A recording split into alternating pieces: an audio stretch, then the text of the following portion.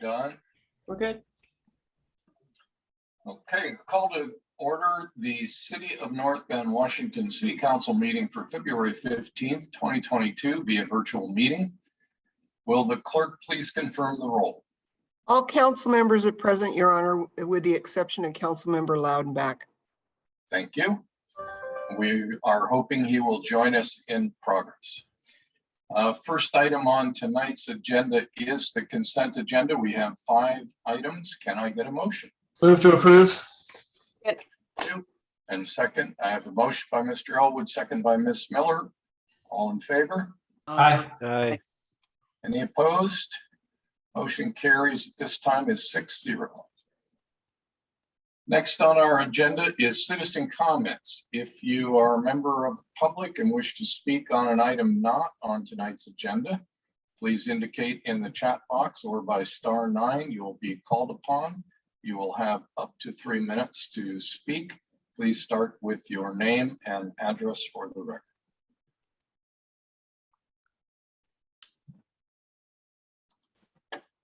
Michael Thomas, please unmute yourself and you have 3 minutes. Good evening, council members. Mike Thomas, 1231 LaForest Drive, SE. I wanted to speak briefly about an item that perhaps you're considering of property purchase. I'm very concerned about property purchases that are increasing our tax burdens. Certainly these add to our tax load, whether it's property taxes or sales taxes.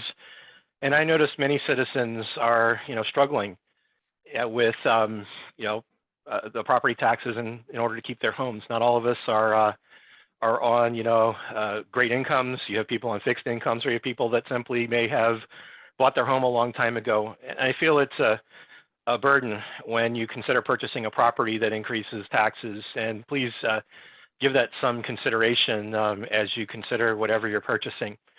A couple other items, and perhaps related, I've noticed some water developments. For example, there was a recent announcement in the Salal newsletter, January 2022, regarding appears this summer, perhaps they approached their rate limit amount of water that they can deliver.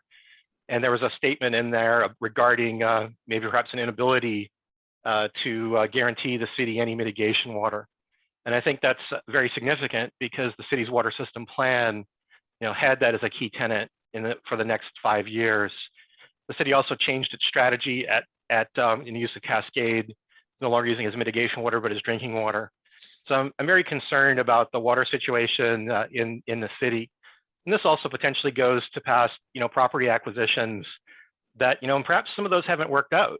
I would also think about that, that if you're going to purchase property that involves water, that you use water enterprise funds and not general funds. Many of us in the city are also on Salal, and we shouldn't be subsidizing the city's water system. And lastly, when you think about water and think about, mitigation strategies and how to really solve this problem, I'd ask that you think of things that are truly additive, like the toll, or even Chester Morse itself, that provide really real water.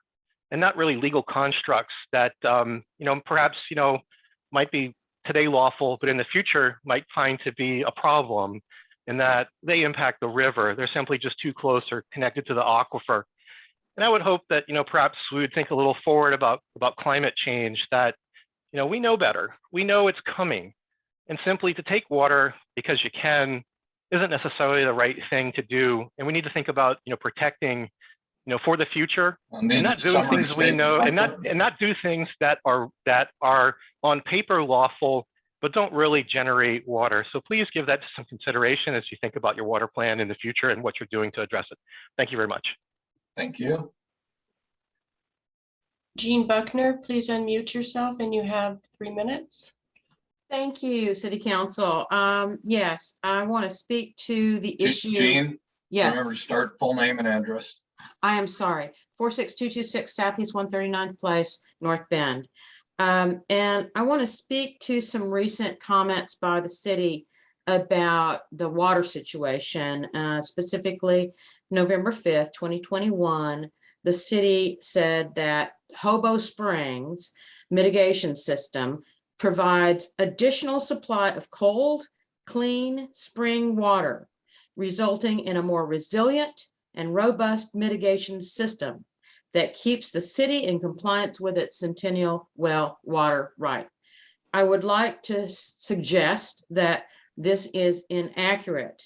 The Hobo Springs water is a test. It's never been more than a test. You can look at the City of North Bend's documentation, SPU's documentation. It's always been proposed as an assessment of a test. It is not proven, and it will not be proven for much time into the future. So I would like the city council to look at statements like this, and in the future, and possibly even regarding this statement, to assess it. Is this correct? Is the city saying the correct thing? Again, I would be glad to submit documentation as to what I'm saying is accurate. The other thing is that we just recently had a conversation with the state climatologist, Nick Bond, and he says that global climate change will probably be accompanied by not just increasing temperatures, but also wetter winters and drier summers on average for the Pacific Northwest.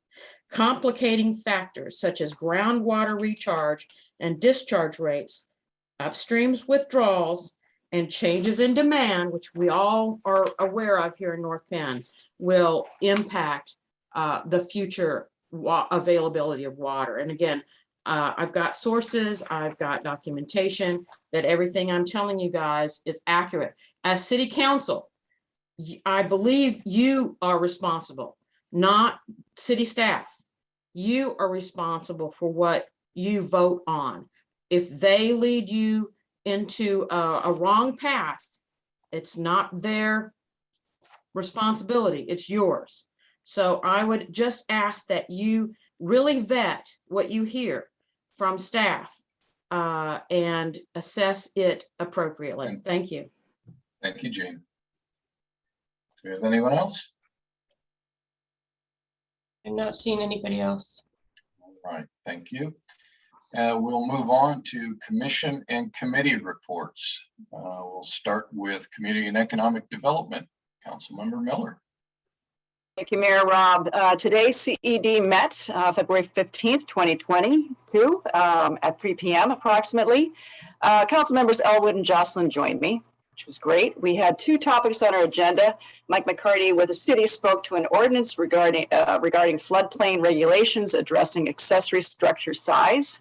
And then Rebecca Deming explained an ordinance amending chapter 20.08.060 docket schedule. All in all, it was a shorter meeting than typical, but very interesting all the same. Thanks for everybody's effort and for participating. And we will meet again March 15th, I believe. Oops, I might get that wrong. I'm sorry. Yeah, March 15th, 2022. Thanks so much. Thank you. Mr. Elwood, Finance and Administration. Hi there. Thank you, Your Honor. And I apologize. I have to look at my other screen because my system isn't letting me bring one document to the other. So bear with looking at the back or side of my head. Finance Administration Committee met February 1st at 4 p.m. All council members who attend that committee were present. We had a light agenda item discussing blanket purchase orders and a budget amendment. Our next meeting is March 1st at 4 p.m., which will be held virtually. Thank you. Thank you. I do want to note for the record that Councilmember Loudenbach did join the call at about 7:05. Public Health and Safety, Councilmember Cullen. Thank you, Mayor Rob. So Public Health and Safety last met on February 8th at 4 p.m. via Microsoft Teams. We had a police update. They have been low on staff, but they have been maintaining levels with overtime. They are looking to hire a new chief, and they may be getting body cameras in the future. The fire update was next on our agenda. The COVID positive staff is getting better in their workforce. Number two, they had a lawsuit about the vaccine mandates, and that has been denied. Number three, 20 new recruits started, and on Monday, they should be done training in June. And apparently this is the most diverse group of recruits in Eastside Fire and Rescue's history, with 9 women being brought on to the team. Number four, Snoqualmie Tribe have contributed $350,000 for a new aid car, which is very much needed. And FEMA will be paying for the reimbursement for COVID costs, which will help our city not having to pay those costs. We have a new pilot project for behavioral health specialists for our police force. The plan is for them to go on calls when citizens are in mental crisis. They have been needing this resource for decades, and it's been a hard time for them getting the funds for this. But essentially, when this happens, if it happens, a case manager or social worker will be going to these calls, and they get 500 calls a year. 450 of those calls are for people in crisis. So our next meeting will be on March 8th at 4 p.m., probably virtually. That's it. Thank you. Thank you very much. Mr. Laudenbach, if you are there, please, Transportation and Public Works. Thank you. Last met on January the 25th, 2022 virtual meeting. The items we discussed was a motion approving a professional services contract with DRSI for digitalizing records and documents in the engineering department. We also had a discussion on the resolution for a sewer ULID service. We had Mr. Moore discuss bridge load rating analysis on 2 bridges in North Bend. Mr. Rigos talked about a motion authorizing engineering services contract with RH2. And we also had a discussion of the pager duty in the Public Works Department, and a recap on our storm response and next steps there, and a brief overview of the Republic garbage strike issues that we dealt with. And that's it, Your Honor. Thank you very much. Mr. Pro Tem Rosen. Yeah, I don't believe we have met since our last update. I think we had a special council meeting early in January, which we reported on, and nothing since. Thank you very much. Mr. Godhelp, Eastside Fire and Rescue. Thank you. I will try to pull out the stuff that Heather already talked about, which is great. And I think we've got an announcement about Heather during this conversation here. So the Eastside Fire Board and Rescue meeting was held February 10th, virtual like everything else out there. We had annual elections, and it was, apparently they voted me again as chair unanimously. And basically the vice chair will be Director Moran from Issaquah. We also elected FAC representatives, and our own Director Heather Colon is going to be the primary on the FAC going forward this year. So we're excited to have her on board on that. So congratulations, Heather, on becoming part of that. The fire chief briefing was basically what Heather talked about, the COVID numbers being down. We also had a little discussion about PFAS and PFAS going into what we call the MOTCA controlled. And we're currently looking for grants because we've got a bunch of grants related that are coming from the Department of Ecology to help us out. There was a $750,000 amount that they were going to provide us, but because of some changes in the way we were going to do, and that we are not going to move soil right now, that amount will go down to about $350,000 as we go forward. We're continuing to look for other grants that'll help us. We have a pilot test in progress where carbon is injected as a barrier to determine the mobility of the PFAS in the soil. And we're looking forward to getting some information at the next PFAS Executive Committee meeting coming forward. Another thing he reported on is a quarterly call with the WSRB board, wherein they committed to working towards implementing a 5 to 7 mile range as opposed to a strict 5-mile range. And what this does is if you are further than 5 miles from a fire station, you pay higher house insurance rates. This will move it out to at least a 5.7. And our one of our members, Commissioner Sandell, was very much helping with that because the Miramont neighborhood has been spearheading this change and trying to get a commitment out of the WSRB to say that there's not much difference between 5 to 7, so the insurance rates will reflect that. As Heather said, the tribe received a $350,000 grant through the Indian Community Development Block Grant, and that will be used to get a new aid car. With what's going on, it'll take about a year for us to get that ordered, and then we'll have a real nice ceremony, and we will mark it with appropriately letting people know that the tribe was instrumental in getting this for us. The other thing we were able to secure, as she said, was a $900,000 of FEMA related expense. That was put together a bunch of grants and other things and information by Emergency Manager Andrew Stevens. We also approved the Wildlife Prevention Program that carried a 7-to-1 vote. So over the next year, we will continue to develop. We will have Andrew Stevens, who currently is the emergency manager working out of Sammamish, will eventually become a full-time employee of Eastside Fire and Rescue and help us as we develop that. He also developed and introduced the strategic plan. One of the notable on there is one of the strategic plan elements is trying to get local business owners, local politicians, or local citizens involved. And our own Chris Garcia will be on that committee as it moves forward in developing another strategic plan. We went into executive session, and that was about it. There was nothing after the executive session. That's all we have. Thank you very much. Ms. Deming, commission report.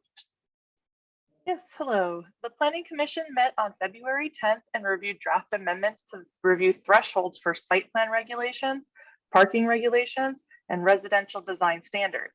The next regular meeting of February 24th meeting has been canceled, and the Planning Commission will next meet on March 10th. At that meeting, they will hold a public hearing on those amendments. The Parks Commission met on January 26th. They discussed and provided a recommendation on their 2021 summary report to the City Council and 2022 work program, which Commissioner Rudd presented at the February 1st Council meeting. The Parks Commission will next meet on March 23rd. At that meeting, they will discuss scoping for the update to the parks element of the comprehensive plan and the request for proposals for a consultant to develop the site plans for William H. Taylor Park and Riverfront Park. They will also be selecting chair and vice chair positions for the year ahead. The Economic Development Commission met on January 25th and reviewed the Economic Development Plan framework, process, and work completed to date. The commission will next meet on February 22nd. At that meeting, they will discuss the Snow Valley Innovation Center and updates on the Economic Development Plan. Thank you. Thank you. And regional committees, do we have any regional reports?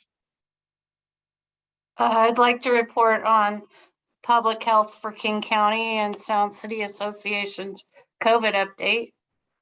So we met today on February 15th at 10 a.m. and the main gist is COVID levels are going down in King County, which is fabulous. We have really high numbers of our citizens being vaccinated, and we have 50% of people have gotten their boosters. And it turns out that boosters are super helpful to keep down deaths and also being admitted to the hospitals. So they want to encourage people to keep getting boosted if they have not yet. And in the future, in March, there will be new potentially masks, and it's not out to the public yet, but the mask mandates indoors and things may be changing based on the CDC but that remains to be seen. Thank you. Council, any other regional reports? Snoqualmie Watershed Forum met. I attended, as did Council Member Miller. I did not come prepared with any sort of report as I should have. There was nothing particularly memorable other than I need to continue to get my head on the ground and come to appreciate the focus and ways that the city can benefit from that relationship. Congress Member Miller, would you care to flesh that out in any way whatsoever? You're muted. Mary. Well, there's a rookie move for you. Pardon me for that. Yeah, thank you, Mark. Actually, I was cut out of that meeting about 45 minutes into it, so I missed a portion of it myself. So I think it's fair to say it was a kind of a get to know all of us coming together that way, the first meeting of the year, and just fleshing out some new ideas going forward. So I'm interested to see what we're looking forward to with this committee going forward. And the next meeting of the forum is March 16th. That's correct. Thank you very much. And Councilmember Jocelyn, we'll give you a pass for about fourth meeting so far, and first, it's maybe only the second time we've done these reports. So yeah, you'll watch for it next month. Mr. Laudenbach, anything on PIC or anyone else?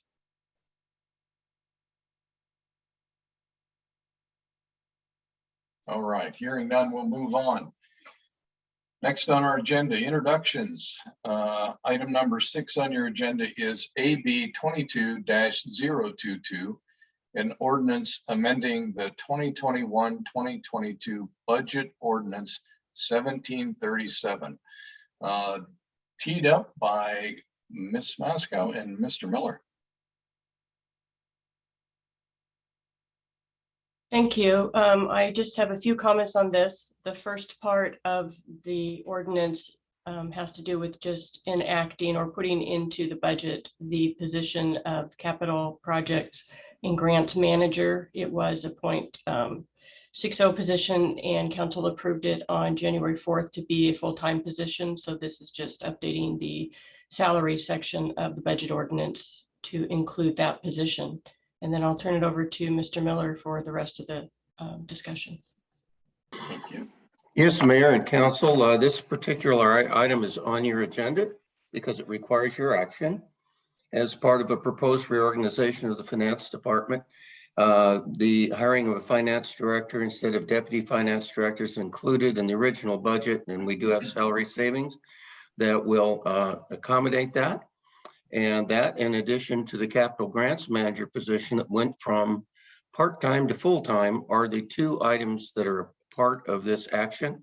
And we ask that you support this. This did go to the Finance and Administration Committee at their February 1 meeting, and they made a recommendation for placement on the regular agenda. So we seek your support on approving this budget amendment. Thank you. I'm assuming since this one is fairly straightforward, there are any clarifying questions? Give me the high sign if there is, otherwise we'll go to public comment. Not seeing any. If you're a member of the public and wish to speak on this agenda item, please indicate in the chat box or by *9, and we'll call upon you. You'll have up to 3 minutes, starting with your name and address for the record. I am not seeing anybody. Thank you. Let's see, F&A. Mr. Elwood, you are the chair of that committee. Would you like to introduce the motion, please? Certainly. I move to approve AB 22-022, an ordinance amending the 21-2022 budget and salary schedule as a first and final reading. Thank you. Do I have a second? Mr. Rosen. Okay, thank you. Mr. Elwood, anything more to add than staff's? No, I think it's pretty straightforward. I mean, two key bullet points here is that there's no loss in headcount, and it's just a reallocation of salary funds. It makes sense. I appreciate you and your leadership team looking for efficiencies and ways to improve how our wonderful city organization can work and go forward. So thank you, and I hope this passes. Thank you. Thank you very much. Mr. Rosen, you were the second. Did you want to add anything? Nothing tonight. Thank you. Anyone else? Mr. Godhelp? Yeah, I just want to point out that the way we've had the current finance set up, there's been some positives. I'm looking forward to that continuing. Under the current administration of finance, we've had no audit findings. We've been awarded and we've had some of the best bond ratings. So I'm looking forward to this continuing under the new setup and look forward to that happening. That's about all I have to say. Thank you. That is certainly our expectation as well. Anyone else? Okay, seeing none. The motion before you is to approve AB 22-022, an ordinance amending the 2021-2022 budget and salary schedule as a first and final reading. All in favor, say aye. Aye. Any opposed? Motion carries. It is unanimous at 7-0. Thank you very much. Yeah, let me get back to the top of my order. And I thought so. That is the last regular item on tonight's agenda. We will move to Mayor, Council, and Administrator concerns and initiatives. I will go back to Ms. Miller for the start of the order. Thank you, Mr. Mayor. Nothing particularly tonight, but I just want to wish everyone a safe and happy week ahead, and always thinking of you. Thank you very much. Mr. Godhelp. Yeah, same thing. I just kind of a comment. We had a couple of days which were really nice, and we're outside and got to enjoy a walk, went through Torgerson Park, and really enjoyed watching everybody go through the pump track and the skateboard park and the climbing park and the new fields. It was really nice. Look forward to spring and summer and seeing a lot more people out. Missing seeing everybody. So it was nice seeing everybody. Here, here. Thank you very much. Mr. Elwood. Thank you, Your Honor. I'd like to just echo a little bit. It was a pleasant surprise to suddenly end up. Whoa, I'm hearing a different sound. Echo. You're still with us. All right, okay. There was some weird, feedback. It was a pleasant surprise to go downtown and just see so many people out enjoying the weekend. I love it. And the other interesting thing is that there are a lot of new people here. So that's an exciting thing too. So that was good. And just a plug for our community theater, Valley Center Stage. They're opening a new show this weekend called Tiny Beautiful Things. It's an interesting story. It's about online blogging and sharing emotional stories and people coming together anonymously and discovering ways to help each other. So it's an interesting, thought-provoking story. So if you have a chance, check it out at Valley Center Stage, which is now at Slough Grange. Thank you, Your Honor. Thank you. Ms. Colon. Thank you, Mayor Rob. Nothing tonight. Thank you. Mr. Jocelyn. Did I see Valentine's on city light poles? Yeah. There you go. Well done to all who were engaged and involved. I love it. I gotta say, warms my heart, and I'll leave it at that tonight. Thanks so much. Thank you. Mr. Laudenbach.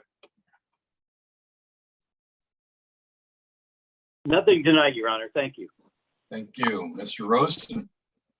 Nothing tonight, Your Honor. Thank you very much. Mr. Miller, anything for the administration? Not tonight. Let's keep it short. Thank you. Wow, you're all going to make me look bad. Well, I appreciate a couple of the comments regarding seeing people out. I definitely was enjoying that little spurt of sunshine, and I can agree. Seeing so many folks out and about in the town, downtown, the parks, the trails, it's great. And I think it is a forebearer of things to come. I did want to address a couple of things here. One is just to point out and share with the city, we did release this information in a press release on January 27th. The city did formally request that Republic Services, who is the city's solid waste and recycling provider, to provide customer billing credits to our residents and businesses their customers, and to reimburse the city for expenses due to the Republic's extended time period without performance during December and January. To date, Republic has declined to agree to any customer credits or to reimburse any city expenses. The city maintains that it is appropriate for Republic to provide these credits to city customers, and additionally that there is a contractual obligation to reimburse the city incurred expenses to offset costs otherwise, which will burden our taxpayers further. At this point, Republic's law firm has responded to the city of North Bend's request, saying that Republic is unwilling to pick up solid waste in December and early January, due in part to a high risk of avalanche blocking I-90, among other things. The city is proceeding in responding to Republic, and once a resolution is reached, we will certainly provide that information to the community at large. Council, just a quick note there, February's 22nd work study has been canceled. We will instead be holding a special work study before the regularly scheduled city council meeting on March 1st. That special work study will be held virtually starting at 6 p.m. And you'll of course be getting formal notice and agenda as that approaches. There's good news coming, we feel, in regard to where we are with COVID. Many of us were on a call today hearing updates from the county on the status. I'm not going to share much more than that at this time, but both the city as well as the county and the state are indicating that changes to the COVID restrictions are coming in the near future. And the city will be taking part in that, including the likely reopening of City Hall very soon. I'm gonna turn for a moment to make a sad announcement here. Some of you may be aware, but it is with deep sadness that I announce the passing of Susan Hankins, who is the former executive director of the Snow Valley Chamber of Commerce. Susan held that position for 10 years. And she was one of the first individuals that I met upon moving to our community back in the latter 90s. And in fact, I could say without reservation that she is probably the person most responsible for me being in this seat tonight as your mayor.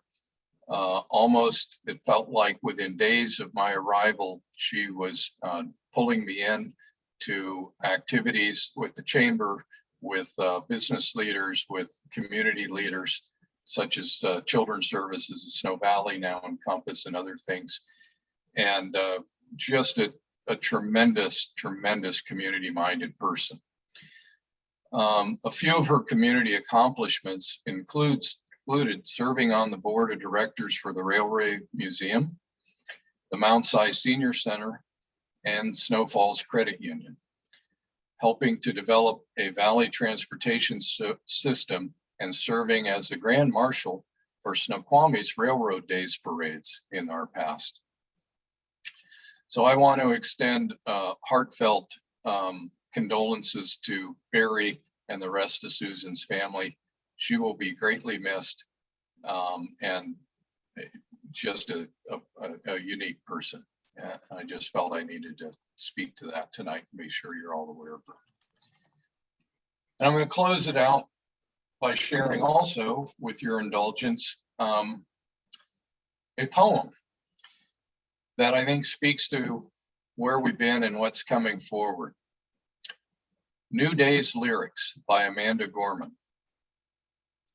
We are learning that though we weren't ready for this, we have been readied by it.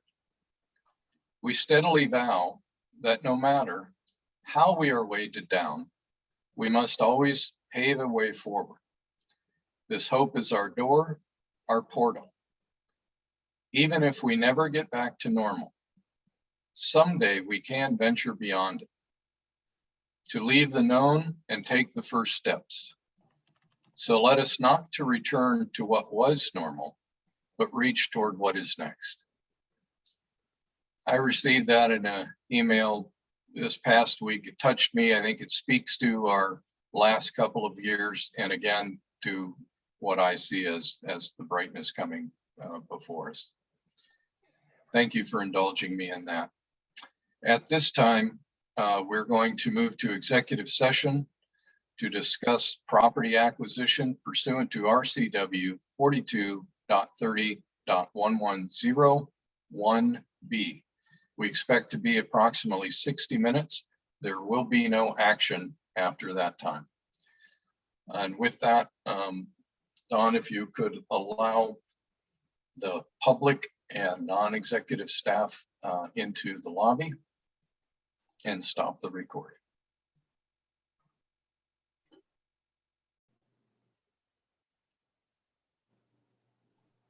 Okay, do we have everyone? All right, thank you very much. We are back from executive session. Can I get a motion to adjourn? So moved. Second. A second, I've got a motion and a second. All in favor? Aye.